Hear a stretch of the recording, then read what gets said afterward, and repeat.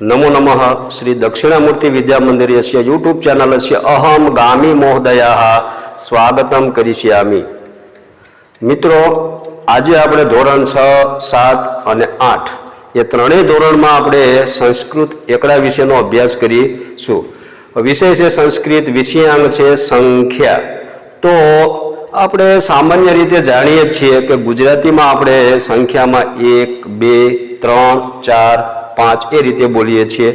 તો એ જ રીતે હિન્દીમાં આપણે એને ગિનતી કહીએ છીએ કે 1, 2, 3, 4, 5, 6। તો એ જ રીતે આપણને ઇંગ્લિશમાં પણ આપણે બોલીએ છીએ 1, 2, 3, 4, 5, 6, 7, 8, 9, 10। તો મિત્રો આપણે એ પણ જાણવું જોઈએ કે 4 વિષય ભાષાના છે, લેંગ્વેજના। તો સંસ્કૃતમાં એકડા કઈ રીતે બોલી શકાય અથવા તો એનું ઉચ્ચારણ કઈ રીતે કરી શકાય અથવા તો સંસ્કૃત એકડાને કઈ રીતે લખી શકાય એ જાણવું ખૂબ જ જરૂરી છે। બીજું કે આપણે ધોરણ 6માં સંસ્કૃતમાં પ્રવેશ કરીએ છીએ, અર્થાત કે ધોરણ 6 થી આપણે સંસ્કૃત ભણવાનું આવે છે। તો આપણે એકડા શીખવા ખૂબ જ અથવા તો અત્યંત મહત્વના છે। તો આપણે આજે સંસ્કૃત એકડા વિશે અભ્યાસ કરીશું। તો ધોરણ 6 ની અંદર 20 સુધીના એકડા આપણે ભણવાના આવે છે। પછી તમે ધોરણ 7માં જ્યારે જશો ત્યારે તમારે 30 સુધી આવે છે અને ધોરણ 8 ની અંદર 50 સુધીના સંખ્યા ભણવાની આવે છે। બીજું કે ધોરણ 8 ની અંદર એક આખો પાઠ આવે છે કે જે સંખ્યા ઉપર નિર્ભર છે।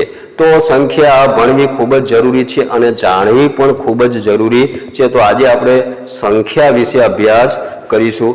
હું ધીમે ધીમે સંસ્કૃત એકડા, એનું ઉચ્ચારણ અને એનો ગુજરાતી અર્થ જણાવીશ। તો જુઓ મિત્રો, તો આપણે પહેલા ગુજરાતીમાં આપણે કહીએ છીએ એને એક, તો સંસ્કૃતમાં એને આ રીતે એક લખાય છે। તો એને સંસ્કૃતમાં શું બોલાય છે? તો એને સંસ્કૃતમાં એકમ કહેવાય છે અને ગુજરાતીમાં આપણે એને એક કહીએ છીએ। તો આ સંખ્યા ખૂબ જ જરૂરી છે। જો ગુજરાતીમાં આપણે એને એકડો આ રીતે કરીએ છીએ, ઇંગ્લિશમાં આપણે એક આ રીતે કરીએ છીએ, તો સંસ્કૃતમાં એકડો કઈ રીતે લખાય છે એ જાણવું અત્યંત મહત્વનું છે।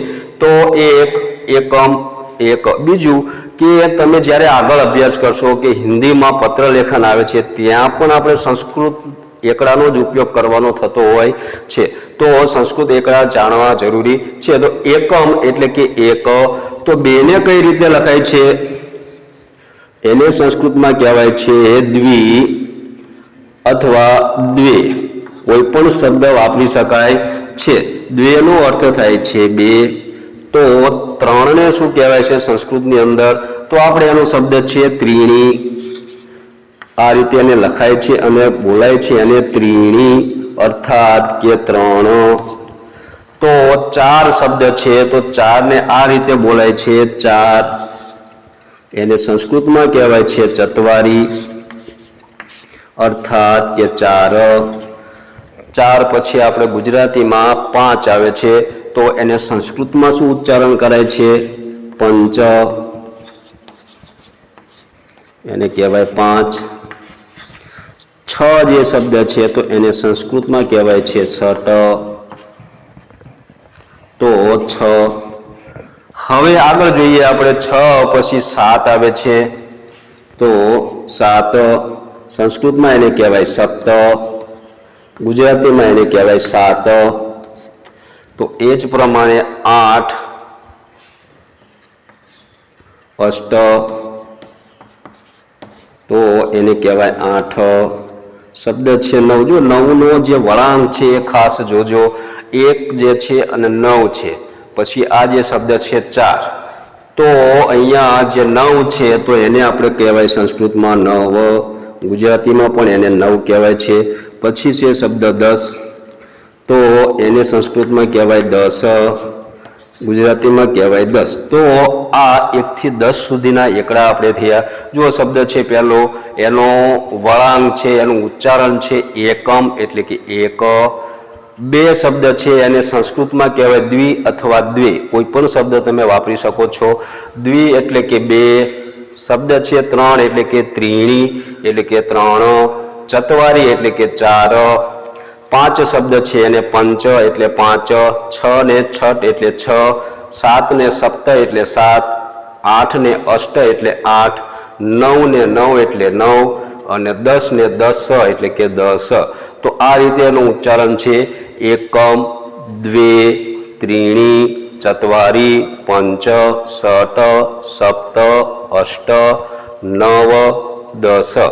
તો આ 10 સુધીના એકડા સંસ્કૃતના થયા. હવે આપણે આગળ જોઈશું 10 પછી જે 11 આવે છે તો એ એકડા પણ ધીમે ધીમે આપણે જોઈએ. આપણે 1 થી 50 સુધીના એકડાનો અભ્યાસ કરવાનો છે કે જે તમારે ધોરણ 6, 7 અને 8 એ ત્રણેય ધોરણની અંદર કામ લાગે છે. તો જે એકડા છે એટલે કે 11 એને સંસ્કૃતમાં કહેવાય એકાદશ એટલે કે 11. પછી શબ્દ આવે છે 12, એને સંસ્કૃતમાં કહેવાય છે દ્વાદશ. ખાસ શબ્દ ધ્યાન રાખજો, દ્વાદશ એટલે કે 12. બીજું કે જ્યારે આપણે સંસ્કૃતમાં ઘડિયાળનો અભ્યાસ કરીશું ત્યારે પણ આ એકડાની જરૂર છે. 1 થી 12 સુધીના એકવાદનમ, દ્વિવાદનમ, ત્રિવાદનમ, ચતુર્વાદનમ, પંચવાદનમ, ષટવાદનમ, સપ્તવાદનમ, અષ્ટવાદનમ, નવવાદનમ, 10 વાદનમ, એકાદશ વાદનમ એટલે 11 વાગ્યા અને દ્વાદશ વાદનમ એટલે કે 12 વાગ્યા. ત્યાં પણ આપણે એકડાની જરૂર છે. તો આ એનો પાયો છે અને સંસ્કૃત ભણતા પહેલા આપણે એકડા શીખવા ખૂબ જ જરૂરી છે. તો કે 12 એને સંસ્કૃતમાં કહેવાય છે દ્વાદશ. પછી છે 13, સંસ્કૃતમાં એને કહેવાય ત્રયોદશ એટલે કે 13. શબ્દ છે 14 એટલે કે એને ચતુર્દશ કહેવાય એટલે કે 14. 15 છે એને કહેવાય પંચદશ અથવા પંચોદશ, કોઈ પણ શબ્દ વપરાય, પંચોદશ એટલે કે 15. 16 શબ્દ છે એને કહેવાય ષોડશ. ખાસ ધ્યાન રાખજો, શબ્દ છે ષોડશ એટલે કે 16. 17 ને એટલે કે સપ્તદશ એટલે કે 17. હવે શબ્દ આવે છે 18 એટલે કે અષ્ટદશ અથવા અષ્ટાદશ, કોઈ પણ શબ્દ વાપરી શકો છો એટલે કે 18. પછી શબ્દ છે 19 એને કહેવાય છે નવદશ એટલે કે 19. શબ્દ છે 20, ખાસ ધ્યાન રાખવાનું છે, એના માટે શબ્દ છે વિવસંતી. શબ્દ છે વિવસંતી એટલે કે 20. હવે આપણે 1 થી 10 સુધીના જે સંખ્યા બોલ્યા એ પ્રમાણે 11 શબ્દ છે એને કહેવાય સંસ્કૃતમાં એકાદશ એટલે કે 11. શબ્દ છે 12 એને સંસ્કૃતમાં કહેવાય છે દ્વાદશ એટલે કે 12. 13 ને કહેવાય છે ત્રયોદશ એટલે 13. 14 ને કહેવાય છે ચતુર્દશ એટલે કે 14. 15 ને કહેવાય છે પંચોદશ એટલે કે 15. 16 ને કહેવાય છે ષોડશ એટલે કે 16. 17 ને કહેવાય છે સપ્તદશ એટલે કે 17. 18 ને કહેવાય છે અષ્ટદશ અથવા અષ્ટાદશ એટલે કે 18. અને 19 ને કહેવાય છે નવદશ એટલે કે 19. અને 20 ને સંસ્કૃતમાં કહેવાય છે વિવસંતી. તો ઇંગ્લિશમાં એને કહેવાય 20. તો અહીંયા વિવસંતી એટલે કે 20. તો 1 થી 20 સુધીના આ ક્લિયર એકડા છે. હવે આપણે 20 થી આગળ જઈશું એટલે કે 21 જે શબ્દ છે એને સંસ્કૃતની અંદર શું કહેવાય છે એ જોવાનું છે. તો ખાસ ધ્યાન રાખજો. હવે પછી સરળ સંસ્કૃત એકડા આવે છે. 1 થી 20 સુધીના એકડા આવડે એટલે આગળના બધા જ એકડા આવડે. તો 21 શબ્દ છે અને સંસ્કૃતની અંદર જો 20 શબ્દ આપણી પાસે છે એને શું કહેવાય છે વિવસંતી. તો એક વિવસંતી, અહીંયા આગળ એક શબ્દ આપણે એક ઉમેરીએ એટલે કે 21. તો એક વિવસંતી એટલે કે 21. શબ્દ છે દ્વિવિવસંતી, બેને શું કહેવાય છે દ્વિવિવસંતી એટલે કે 22. શબ્દ છે ત્રિવિવસંતી, ત્રિવિવસંતી એટલે કે 23. શબ્દ છે 24 એટલે કે ચતુર્વિંશતિ એટલે કે 24 ચતુર્વિંશતિ એટલે કે 24 25 ને કહીએ છીએ આપણે પંચવિંશતિ પંચવિંશતિ એટલે કે 25 छठविंशति यानी कि 26 એટલે કે 60विंशति એટલે કે 26 પછી છે સપ્તવિંશતિ એટલે કે 27 એટલે કે 27 શબ્દ છે અષ્ટવિંશતિ એટલે કે 28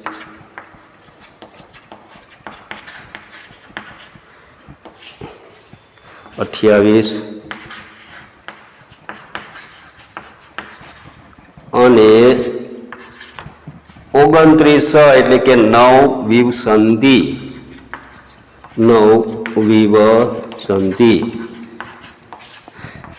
એટલે કે 29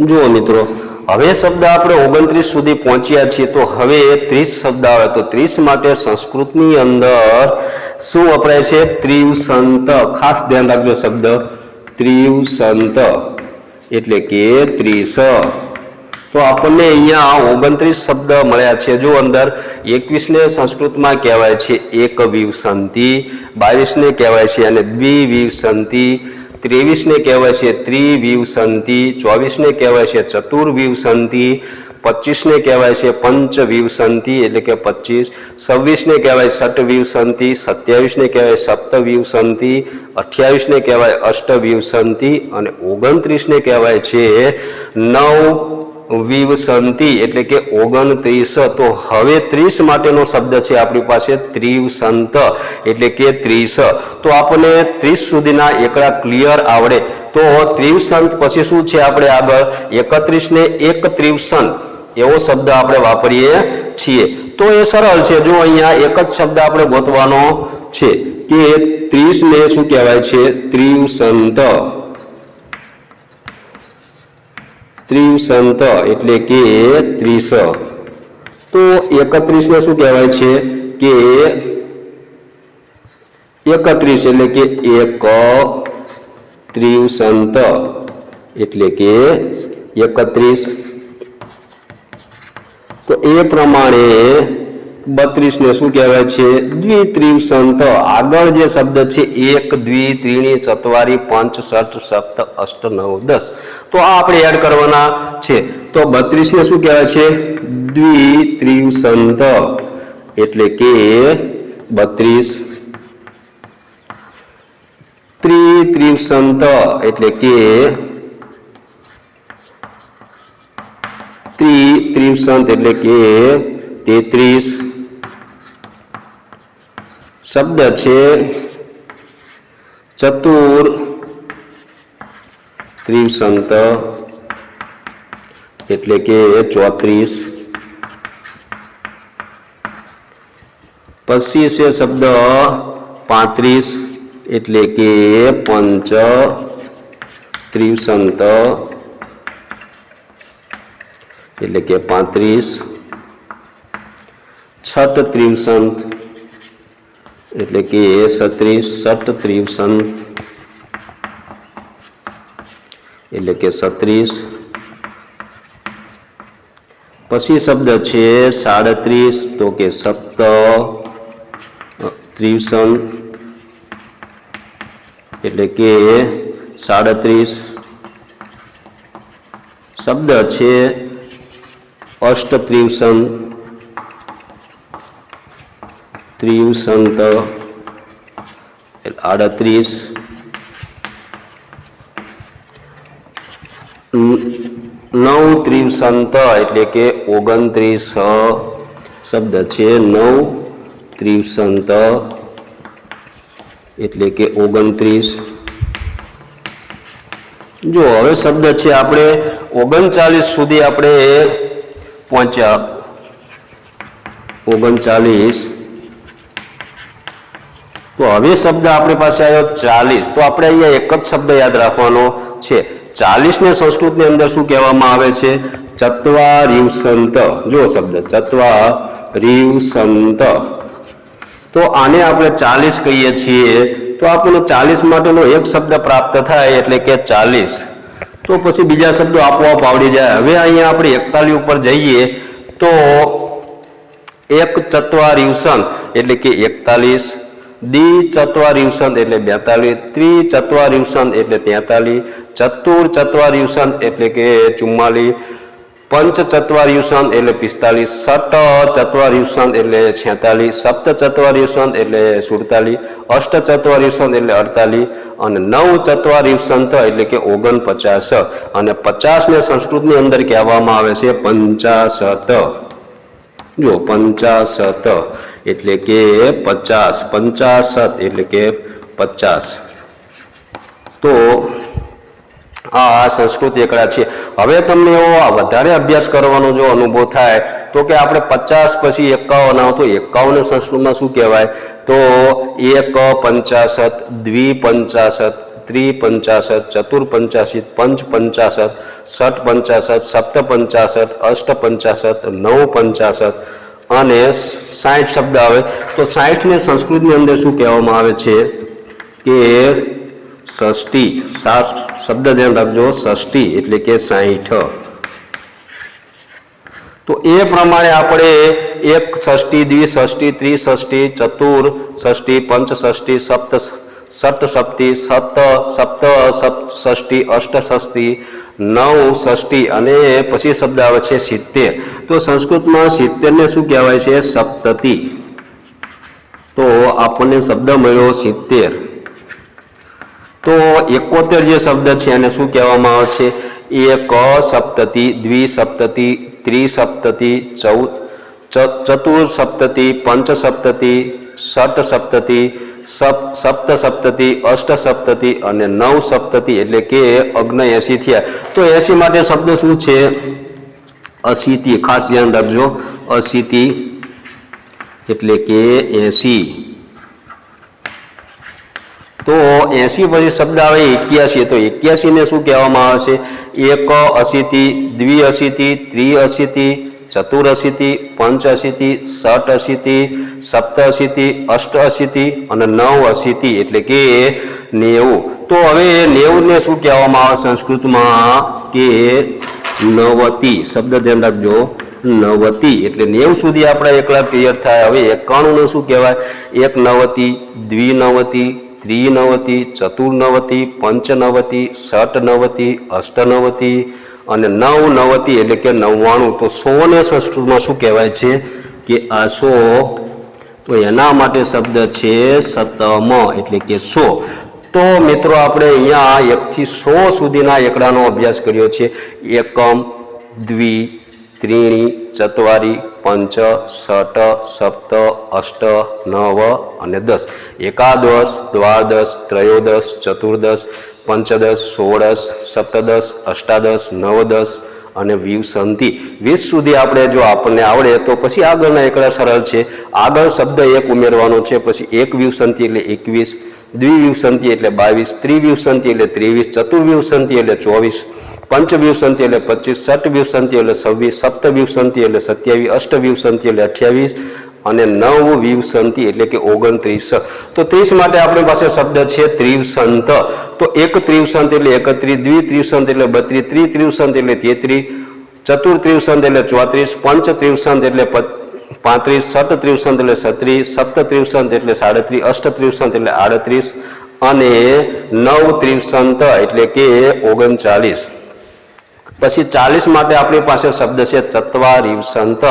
એક ચત્વારિંશંત એટલે 41, દ્વિચત્વારિંશંત એટલે 42, ત્રિચત્વારિંશંત એટલે 43, ચતુર્ચત્વારિંશંત એટલે 44, પંચચત્વારિંશંત એટલે 45, ષટચત્વારિંશંત એટલે 47, સપ્તચત્વારિંશંત એટલે 47, અષ્ટચત્વારિંશંત એટલે 48 અને 9 ચત્વારી સંત એટલે કે 49. તો 50 માટે આપણી પાસે શબ્દ છે 50. 1 50, 2 50, 3 50, चतुर 50, 5 50, 6 50, 7 50, 8 50, 9 50. પછી શબ્દ છે આપણી માટે 60 માટે ષષ્ઠી. તો ષષ્ઠી પછી એટલે કે 60 પછી 61 આવે તો 1 ષષ્ઠી, 2 ષષ્ઠી, 3 ષષ્ઠી, ચતુર ષષ્ઠી, પંચ ષષ્ઠી, ષટ ષષ્ઠી, સપ્ત ષષ્ઠી, અષ્ટ ષષ્ઠી, નવ ષષ્ઠી અને 70 માટે શબ્દ છે સપ્તતી. એટલે કે 1 सप्तति, द्विसप्तति, त्रिसप्तति, चतुर्सप्तति, पंचसप्तति, षट सप्तति, सप्त सप्तति, अष्ट सप्तति, नव सप्तति એટલે શબ્દ આવ્યો 80. 80 માટે શબ્દ છે આપણી પાસે અશીતિ. 1 અશીતિ, 2 અશીતિ, 3 અશીતિ, ચતુર અશીતિ, પંચ અશીતિ, ષટ અશીતિ, સપ્ત અશીતિ, નવ અશીતિ અને શબ્દ આવ્યો 90 એટલે કે 90. 1 90, 2 90, 3 90, ચતુર 90, પંચ 90, ષટ 90, સપ્ત 90, અષ્ટ 90 અને 9 90 અને 100 માટે શબ્દ છે શતમ. તો એ પ્રમાણે આગળ જુઓ તો 1000 ને સહસ્ત્રતમ કહેવામાં આવે છે. પછી ત્યાંથી લાખ શબ્દ તો એના માટે લક્ષ કોટી છે અને કરોડ માટે કોટિક એવા શબ્દો છે. તો આ સંસ્કૃતના આપણને આટલો ખ્યાલ હોવો જોઈએ કે 1 થી 100 સુધીના એકડા આપણને આવડવા જોઈએ, કારણ કે આપણે ધોરણ 6 ની અંદર વિષય પ્રવેશ કરીએ છીએ તો એના એકડા એ એનો પાયો છે. તો અહીંયા હું મારો લેક્ચર પૂર્ણ કરું છું. હોમવર્કની અંદર 1 થી 100 સુધીના એકડા 2 વાર લખી અને લાવવાના છે, એટલે કે હોમવર્કમાં મૂકવાના છે.